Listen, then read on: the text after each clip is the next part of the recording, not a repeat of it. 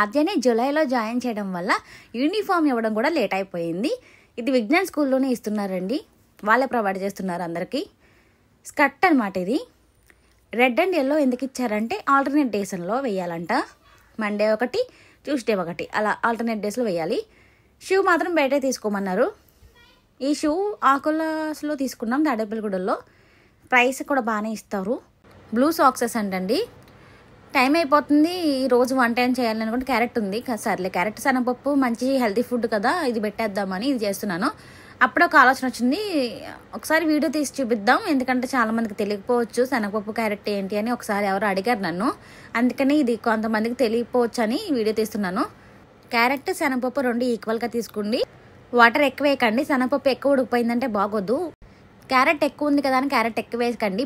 నేను చూపించినట్టుగా శనగపప్పు ఉండాలండి, అప్పుడే చాలా బాగుంటుంది. ఇంకేముంది, తాలింపు పెట్టేసుకోవడమే. తాలింపు పప్పులు చూసారు కదా మీరు, ఇంక ఇలా ఉండాలి. క్యారెట్ శనగపప్పు చూసారు కదా, బాగా మెత్తగా లేదు, బాగా గట్టిగా కూడా ఉండదు. ఇలా ఉంటే సరిపోతుంది. తాలింపుల్లో ఈ శనగపప్పు క్యారెట్ వేసేసుకుని కలిపేసుకోవడమే. సాల్ట్ వేసేసుకుని తిప్పేసుకోండి, అయిపోయింది. ఇంకా చాలా సింపుల్గా ఈజీగా అయిపోతుందండి. ఆర్జే ఈరోజు చాలా ఏడుస్తుంది, రోజు ఏడుస్తుంది, ఈరోజే కాదు. ఎందుకంటే కొత్తలో బాగానే వెళ్ళిపోయేది ఆనందంగా, కొత్త కదా కొత్తగానే ఉండేది.